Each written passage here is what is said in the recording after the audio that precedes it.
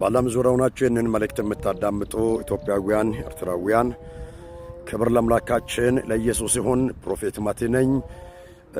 እግዚአብሔር ይመስገን። ጌታ መልካም አባት ነው። ሰሞኑን እየጸለይኩኝ በእግዚአብሔር ፊት ከአርብ ጀምሮ እስካሁንም አለው። እግዚአብሔር በጎ ፈቃድ ቢሆን ጸሎቱ ይቀጥላል። መጽሐፍ እንደ ነው ምለው እግዚአብሔር ሙሴን ወደ ሲና ተራራ ወጣው። ለሕዝበ እስራኤል ያለውን ዓላማና ዕቅድ እግዚአብሔር ለሙሴ ነገረው። እኔም ዛሬ ከዚህ ከታቦር ተራራ ይዤ የሚወርደው መልእክት አለኝ። ለእናንተ የሚያደርሰው መልእክት አለኝ። ኢየሱስ ክርስቶስ ጌታ ጌታ ነው። ምንድነው መልእክቴ?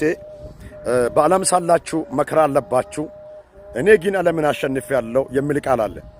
በዓለም ሳላችሁ መከራ አለ፣ በዓለም ሳላችሁ መፈተን አለ፣ በዓለም ሳላችሁ ሕመም አለ፣ በዓለም ሳላችሁ በወደዳችሁት ባፈቀራችሁት ባከበራችሁት ባስጠጋችሁት መከዳት አለ።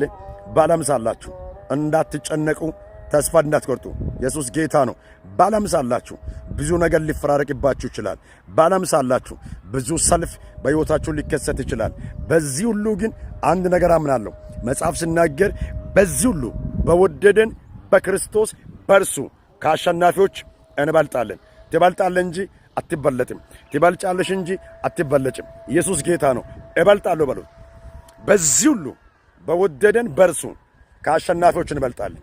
ስለዚህ በየትኛው ወጀብ ውስጥ፣ በየትኛው ማይበል ውስጥ፣ በየትኛው ጨለማ ውስጥ ነገሮቻችሁ የተበላሸ በሚመስልበት ሕይወት ውስጥ አንድ ነገር አምናለሁ፣ የአሸናፊነት መንፈስ። ኢየሱስ ጌታ ነው። ሰልፍ ሊገጥመን ይችላል፣ ነገር ግን የአሸናፊነት መንፈስ። ወጀብ ሊነሳብን ይችላል፣ ነገር ግን የአሸናፊነት መንፈስ። ብዙ ሰዎች ብዙ ወሬ ሊያወሩብን ይችላሉ፣ ነገር ግን የአሸናፊነት መንፈስ ካለባችሁ አሸናፊዎች እንጂ ተሸናፊዎች አይደላችሁ። ስለዚህ የአገሬ ልጆች ይህንን መልእክት ለሁሉ ሼር አድርጉ። ምንድነው አሸናፊነት? ምንድነው የበላይ መሆን? እንዴት ትችላለህ? ኃይልን በሚሰጠኝ በክርስቶስ ሁሉን እችላለሁ። ስለዚህ ይህንን ቃል በሕይወታችሁ አውጃለሁ። የአሸናፊነት መንፈስ ይኖራችሁ። አሁን የከበባችሁን ከበባ አትመልከቱ። አሁን የሚታልፉበት ውጣ ውረዶች አትመልከቱ። አሁን በዙሪያችሁ ያለውን ሁኔታ ምናልባት እንደወደቃችሁ ሊናገር ይችላል፣ እንደተሳሳታችሁ አድርጎ ሊናገር ይችላል። ነገር ግን ነግራችኋለሁ፣ በአሸናፊነት መንፈስ እንቀጥላለን። በዚህ ሁሉ በወደደን በእርሱ ከአሸናፊዎች እንበልጣለን። ኢየሱስ ክርስቶስ ጌታ ጌታ ነው። ወዳችኋለሁ፣ አከብራችኋለሁ። ሰላም ለሀገሬ፣ ሰላም ለሐዋሳ፣ ሰላም ለኢትዮጵያ፣ ሰላም ለኢትዮጵያውያንና ኤርትራውያን። በያላችሁበት ሁሉ ሰላምና ጸጋ ይብዛላችሁ። አሸናፊ ነኝ ብላችሁ ጻፉ።